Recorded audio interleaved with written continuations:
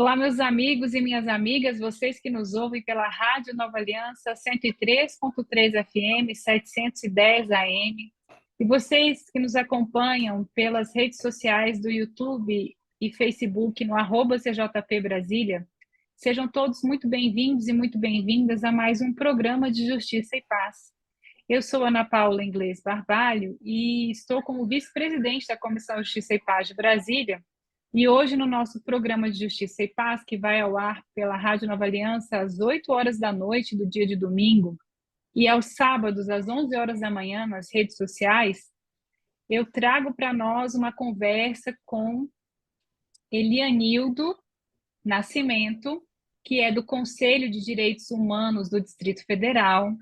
E hoje nós vamos falar sobre o dia 21 de janeiro, que foi o Dia Nacional de Combate à Intolerância Religiosa. Dia 21 de janeiro também é o Dia Internacional das Religiões. Elianildo, seja bem-vindo. Esse é o tema do nosso programa de Justiça e Paz. Eu gostaria de saudar na sua pessoa a todos os nossos ouvintes e gostaria que você, por favor, desse seu primeiro olá aos nossos ouvintes da Rádio Nova Aliança, 103.3 FM, 710 AM. Obrigado, doutora Ana. Primeiro, uma saudação. Bom dia, boa tarde, boa noite. Não sei quando vocês vão ouvir, rever esse programa, aos ouvintes da Rádio Nova Aliança, e parabéns por esse espaço de transmissão de conhecimento, os mais importantes, né, que tem sido feito através desse programa que a Comissão de Justiça e Paz da Arquidiocese Brasília tem desenvolvido. Um grande abraço e uma honra estar aqui mais uma vez. Elianildo, conta pra gente o porquê desse dia ter sido escolhido o Dia Nacional de Combate à Intolerância Religiosa. Pois bem, a intolerância religiosa ou também racismo religioso, uma conceituação nova, é algo que é muito presente no Brasil há muito tempo. E essa data especificamente, ela se deu em função de um fato acontecido no ano de 2000, no estado da Bahia, na capital Salvador, em que uma sacerdotisa de matriz afro-brasileira, matriz africana, a mãe Gilda, ela teve o seu terreiro, que é o seu templo, a sua igreja, né? Ela teve invadida por pessoas pertencentes a um segmento de tradição religiosa cristã, neopentecostal, que se viram, se acharam no direito de invadir aquele templo, quebrar os instrumentos e o espaço sagrado e agredir a sacerdotisa, que já era uma senhora idosa, né? Em função disso, e antes disso, essa determinada vertente religiosa, segmento, igreja, né? Também havia publicado em jornal, a qual distribuía para a comunidade, acusando essa sacerdotisa, há muito estabelecida, numa localidade periférica de Salvador, dos mais impropérios, né, os mais variados, e culminou com o advento dessa violência que levou a um problema, um agravamento do problema de saúde, e ela vindo a falecer com um problema cardíaco, né? Justamente nesse dia 21 de janeiro, que é o dia também mundial da religião, né, que a senhora, a doutora Paula bem, Ana Paula expressou, e que, em função disso, foi um deputado do estado da Bahia propôs um projeto que se transformou em lei, foi sancionada pelo presidente Lula em dezembro de 2007, se não me engano, 11.635, a lei que instituiu essa data, como uma forma de trabalhar para que outros casos, outras situações como essa, pudéssemos refletir sobre isso, trabalhar para que isso não aconteça mais. É inaceitável que qualquer expressão religiosa, é até paradoxal, né? Qualquer expressão religiosa, qualquer que seja ela que prega, todas têm em comum a devoção à divindade, a Deus, outros são a deuses, mas a deusa, mas também o amor, a solidariedade, a compaixão, que são pontos que permeiam todas as expressões, as tradições, religiões, e expressões de fé. Isso não justifica, portanto, que violências e intolerâncias viessem a ser trabalhadas, né, fomentadas por esses organismos. Essa data é uma data simbólica em que lembramos, discutimos, reunimos nesse sentido, no sentido, como forma de criar unidade, de trazer conhecimento, como esse projeto aqui da Rádio Aliança, Nova Aliança e também da CJP, tem feito, né? Isso é uma expressão de levar as pessoas a pensar sobre essa questão. Quem é que queria ter o seu tempo sagrado, o seu espaço sagrado invadido e destruído por outras pessoas que pregam violência contra você? Essa é uma discussão que nós temos que refletir, né? Sentir a dor do outro, né? Que é aquilo que Jesus nos ensinou nos evangelhos. Só para trazer alguns dados, Elianildo, o Disque 100 do Ministério dos Direitos Humanos e Cidadania, que é uma ouvidoria que recebe denúncias, né, que recebe todo tipo de reclamação relacionada aos direitos humanos, eles fizeram um levantamento de violações e denúncias por intolerância religiosa.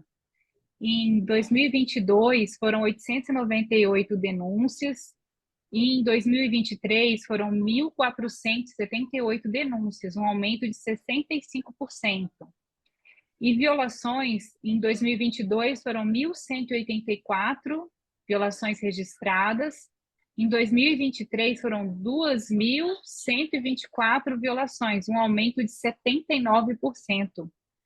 Veja que os dados são recentíssimos, né, 2022 e 2023.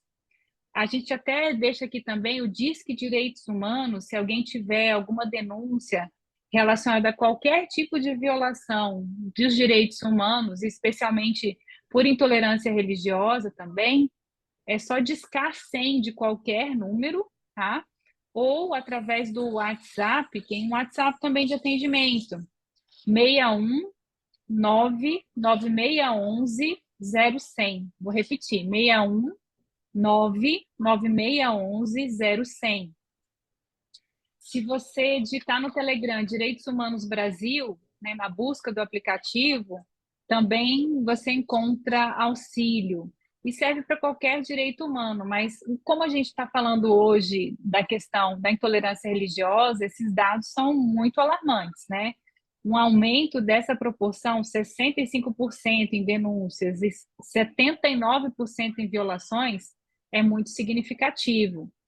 E é muito interessante a gente pensar sobre isso, porque fizeram uma pesquisa na sociedade e verificaram se você já tinha visto algum ato de racismo. Mais de 90% das pessoas disseram que já tinham presenciado atos de racismo. Mas quando perguntadas se elas já tinham feito algum ato de racismo, menos de 20% das pessoas falaram que já tinham sido racistas.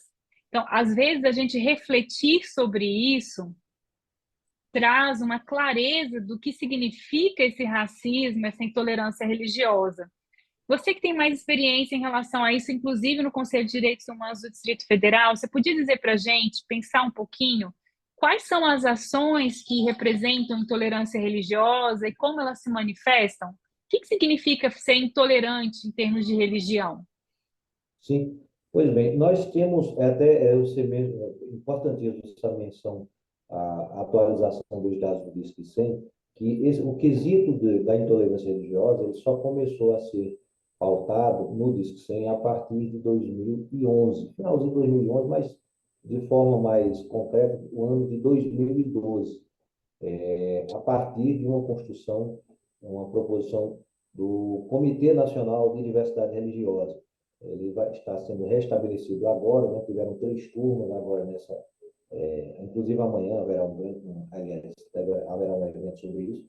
E desde então tem havido um crescimento vertiginoso, infelizmente, disso. Mas a gente entende, antes de responder às questões, que esses números ainda são muito subnotificados, porque há um desconhecimento muito grande por parte da sociedade do que vem ser as situações, em que consistiria a intolerância religiosa ou racismo religioso, que é uma terminologia nova, muito direcionada às matrizes, aos casos acontecidos com as matrizes africanas.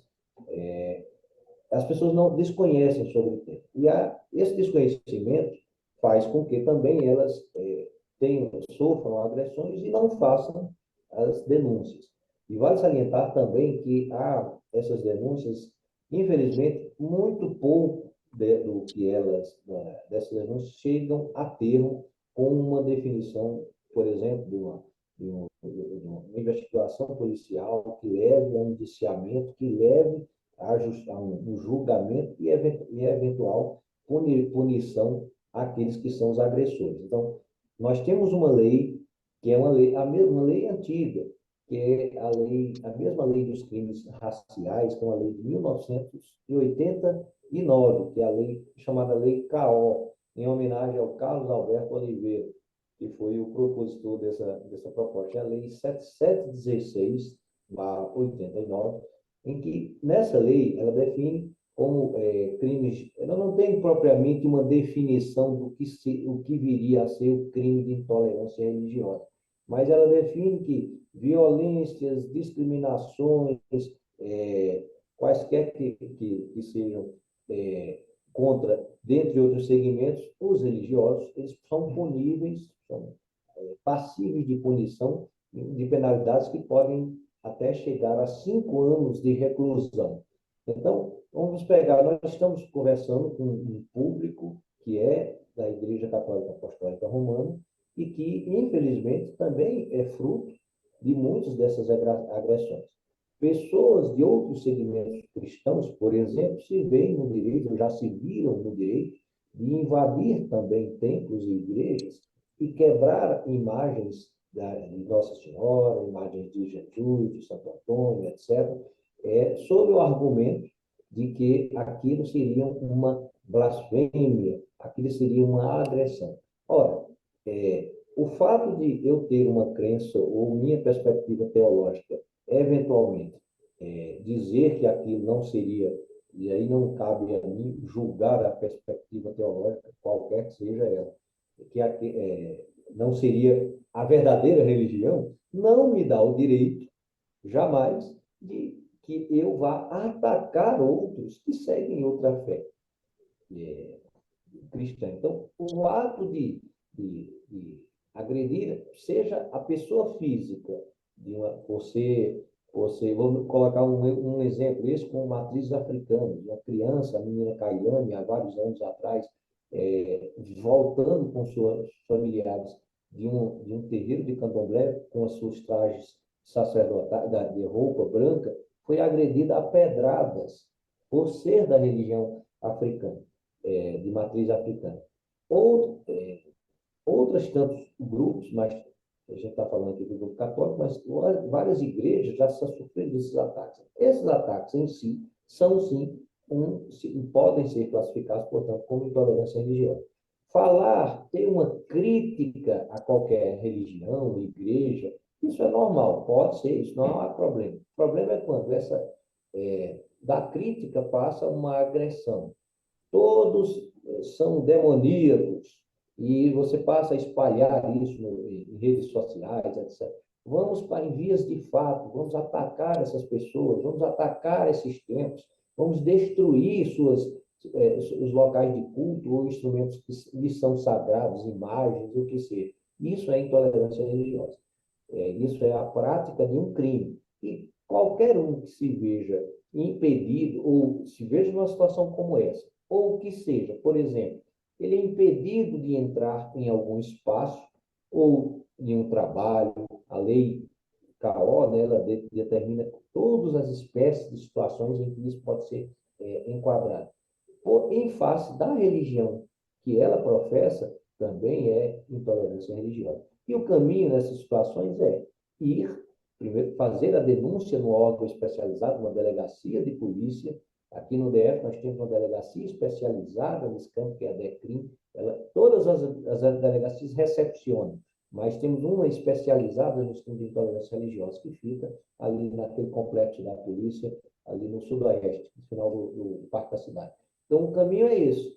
é fazer a denúncia, constar todas as informações sobre o que aconteceu, os possíveis acusados, em que momento aconteceu, que aí a polícia irá fazer a investigação e poderá levar a um indiciamento e, porventura, julgamento dessa contenda, né?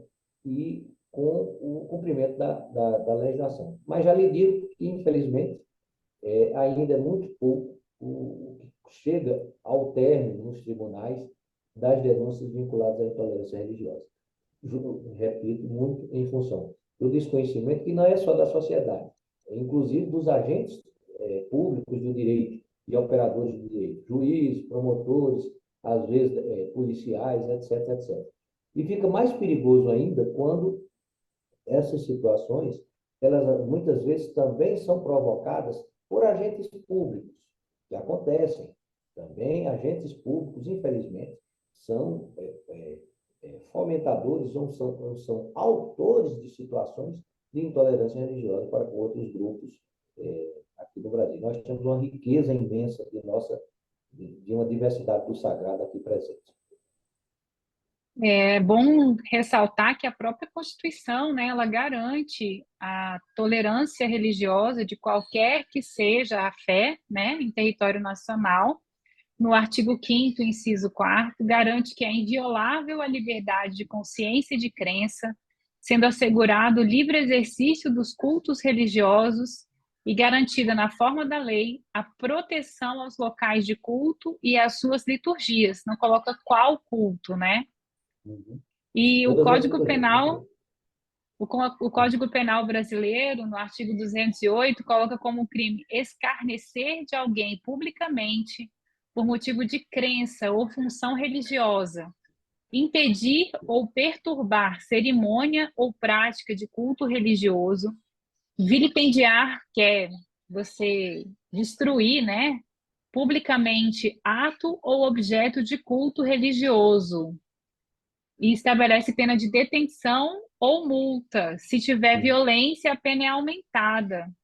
E, recentemente, a Lei 14.532 de 2023 acrescentou ao artigo do 140 do Código Penal um parágrafo terceiro, que determina que, no caso do crime de injúria, se consistir na utilização de elementos referentes à religião ou à condição de pessoa idosa ou com deficiência, a pena para o crime será de reclusão de 1 a 3 anos e multa.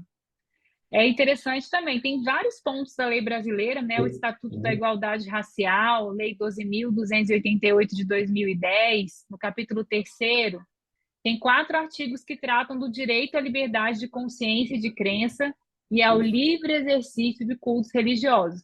A gente sabe que o pano de fundo desse processo é o racismo estrutural, né? Então, as religiões de matriz africana, infelizmente, elas carregam um preconceito de séculos no Brasil, que é esse reflexo do racismo estrutural. Então, uma parte da população, ela não reflete no sentido de que se trata de uma religião cujas práticas são para o bem, né? Como todas as religiões, como você colocou. E que também existe uma má vontade generalizada em relação a aprender sobre o tema, a respeitar os cultos de matriz africana. É bom a gente falar que realmente são os cultos de matriz africana que têm esse ataque, né? Porque está na moda no Brasil também falar que os cristãos sofrem esse tipo de ataque quando a gente não vê isso acontecendo de fato, né? Não tem nenhuma ameaça Uhum. ao cristianismo no Brasil. Pois bem. A senhora, doutora Ana, traz essas menções justamente ao Código Penal e também essa atualização do crime de injúria racial, ele leva para a lei CAO, ele insere na lei CAO essa penalidade que no Código Penal é muito fraquinha, por sinal. Inclusive o crime de escarnecimento e de vilipêndio de imagens, é muito fraco em relação à penalidade que existe na lei CAO. Mas aí de caso a caso, dependendo do caso, a aplicação ou especificamente dessas situações do Código Penal que são menores, ou elas em conjunto com a lei CAO, que pode dar penalidades que podem, nesse caso, ultrapassar inclusive 5 anos, né? Mas, em tese, essa é uma questão. E a senhora traz um aspecto, que é essa discussão sobre... Nós temos uma disputa na sociedade há algum tempo, algumas décadas já. É um processo que ele tem origem de ordem geopolítica também, de interesse de ordem geopolítica, que na década de 70, muito especialmente na década de 70, como uma forma de, entre aspas, combater a, as decisões e as deliberações do Concílio Vaticano II, que aconteceu na década de 60, durante 5 anos. O Concílio Vaticano II trouxe por parte uma proposta para a Igreja, em que de dialogar com os outros segmentos cristãos, ampliar o diálogo ecumênico, mas também, a posteriori, o diálogo interreligioso. E houve, na década de 70, toda uma movimentação que foi internacional, de trazer e de fomentar aqui no Brasil como um todo o crescimento de segmentos do cristianismo neopentecostal ou pentecostal, com vistas de um projeto político nesse contexto também. E aí entra muito dessa situação, que era o quê? Suplantar, digamos assim, eliminar a influência católica romana na sociedade brasileira e impedir que, por exemplo, as comunidades eclesiais de base, as pastorais, etc., que tinham uma atuação na busca e no fomento da construção de direitos e respeito aos direitos, a estar ao lado dos mais pobres, daqueles mais atacados e vilipendiados, que isso pudesse ser, de alguma maneira, tolhido. Então, a partir desses processos, grupos, pessoas e até igrejas de diversos segmentos estruturaram um caminho de atuação política, social. E o que nós vemos, quando você fala, esse discurso que existe aí de que estão se atacando os cristãos, é fruto desses grupos, né? Mas não porque... é fruto desses grupos, que se pudessem, infelizmente, atacariam também de forma ainda mais pujante a Igreja Católica e seus membros. Então, infelizmente, nós temos esse fracionamento social em que alguns segmentos, não são as igrejas históricas, vale a pena dizer, não são as igrejas históricas do protestantismo, que são, inclusive, participam, junto com a Igreja Católica, do Conselho Nacional de Igrejas Cristãs, não são essas igrejas que promovem isso. São igrejas e grupos que são, eu chamo de mercadológicos, mercados da fé com o nome de igreja. E essas pessoas, essas lideranças, atuam com esse contexto de tomar os espaços do Estado, buscar recursos desses espaços do Estado, nos recursos que são permitidos na forma da lei e, por fim, trabalhar essa ideia com vistas a suplantar, digamos assim, no Brasil, eu escuto há mais de 30 anos um determinado chavão desses grupos. Vamos ganhar o Brasil para Jesus. Mas que Jesus? O Jesus excludente, o Jesus que é intolerante? Jesus nunca foi isso. Então, não é o Jesus trabalhado pela Igreja Católica Romana, né? Então, esse é um grande desafio que temos hoje. Elianildo, olha, nós estamos chegando ao fim do nosso programa de Justiça e Paz. Eu agradeço muito a sua participação, especialmente o seu ativismo e a sua militância ao longo desses anos na defesa da tolerância religiosa, né? A gente talvez devesse falar num dia para que nós exaltássemos a tolerância religiosa, né?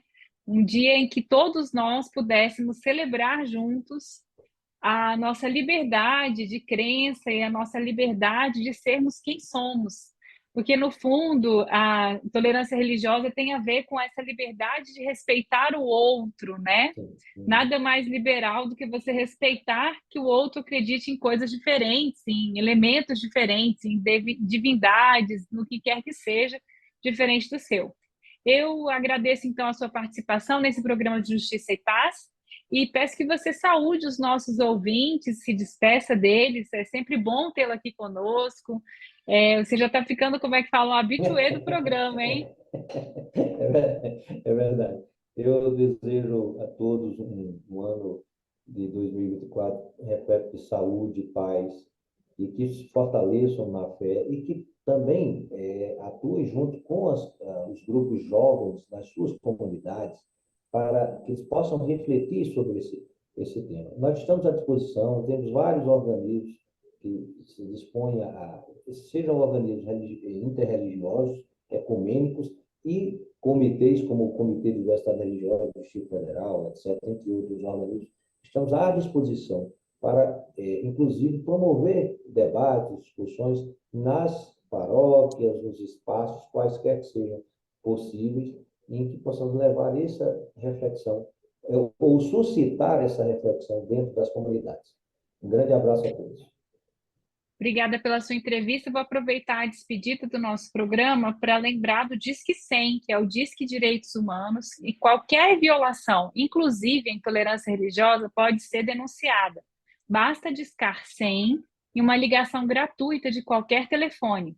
Pelo WhatsApp também existe esse serviço no 61 9 9611 0100. Vou repetir. 61 9 9611 0100. No Telegram, basta digitar na busca Direitos Humanos Brasil. É importante também a gente reportar que foi instituído um Comitê Nacional de Respeito à Liberdade Religiosa em dezembro de 2023 para elencar critérios de diversidade religiosa, regional, racial e de gênero, e que vai proteger, né, a liberdade religiosa no Brasil. A ideia é que ele seja um guardião da liberdade religiosa no Brasil, que é um grande avanço. Bom, entrevistamos Elianildo Nascimento, que é do Conselho Distrital de Direitos Humanos. Muito obrigada pela sua presença aqui. Eu sou Ana Paula Inglês Barbalho e desejo a todos uma excelente semana, que inicia agora no domingo, né? Estamos veiculando este programa na Rádio Nova Aliança, 103.3, 710 AM, um pouco antes do programa de Dom Paulo César, que vai ao ar na sequência. E para finalizar o nosso programa de Justiça e Paz, você escuta a reflexão de Simone Furquim sobre o Evangelho dessa semana. Desejo a todos uma excelente noite e um belo início de semana. Um abraço e muito obrigada pela sua audiência. Fique agora com Simone Furquim. Olá, ouvintes. A leitura do Evangelho de hoje é Marcos, capítulo 4, 35 a 41. Nela, Jesus e os discípulos estão no barco, atravessando o mar da Galileia. Jesus dorme durante uma tempestade de fortes ventos. Os discípulos o acordam e perguntam: Mestre, estamos perecendo e tu não te importas? O texto nos informa que os discípulos não compreenderam a pessoa de Jesus. Quem é este para que até o vento e o mar lhe obedeçam? Diante desta incompreensão e do medo, Jesus questiona: Por que estáis tão amedrontados? Ainda não tendes fé? Naquele tempo, o mar era símbolo do medo, porque a legião de soldados combatentes vinha de Roma pelo mar, pelos navios. Ao enfrentar os ventos e tempestades no mar, o evangelista está nos dizendo que Jesus enfrenta o poder romano, enfrenta a ideologia que destrói as vidas humanas. Nesta narrativa eivada de simbolismo, o evangelista levanta a questão para os cristãos de seu tempo, por volta do ano 70 d.C., um tempo em que eles viviam aterrorizados diante da iminência da guerra e destruição de Jerusalém pelo Império Romano. O Evangelho está a encorajar os cristãos e cristãs dizendo: mesmo diante das dificuldades, se tivermos fé, teremos a força de Deus para lutar por uma vida melhor, teremos Deus a nos libertar dessas tempestades. Estamos todos nessa barca também e devemos enfrentar as tempestades da vida com coragem, pois Jesus está dizendo: não tenham medo. É importante observar que na Bíblia, Deus está sempre a nos encorajar, desde o livro do Gênesis, passando pelos profetas e também no Novo Testamento. Ele sempre diz: não tenham medo, eu estou aqui. E nos textos de hoje, quando Jesus levanta a questão por que ter medo, nos pede uma atitude ativa e não passiva, pois o medo paralisa. Ele é o contrário da fé, como nos ensina a Santa Teresa d'Ávila. Ele nos impede de fazer valer já neste mundo o sonho de Deus para a humanidade. Quando Jesus pergunta por que estão com medo, Ele está nos pedindo ações proféticas, com coragem, com fé, para enfrentar as tempestades da vida, inclusive enfrentando os poderes que destroem a vida humana, que promovem a miséria, a fome. Portanto, nesse período do tempo comum, vamos aprender com Jesus, vamos ter coragem e vamos ser profetas e profetisas de nosso tempo. Amém.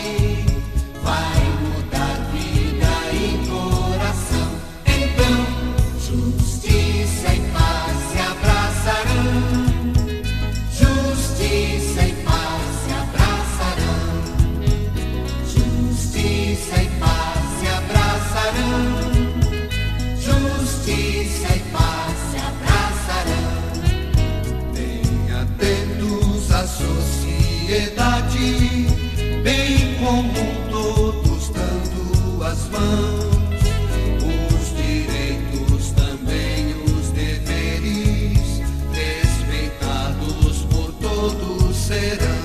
Então, justiça e paz se abraçarão, justiça e paz se abraçarão, justiça e paz se abraçarão.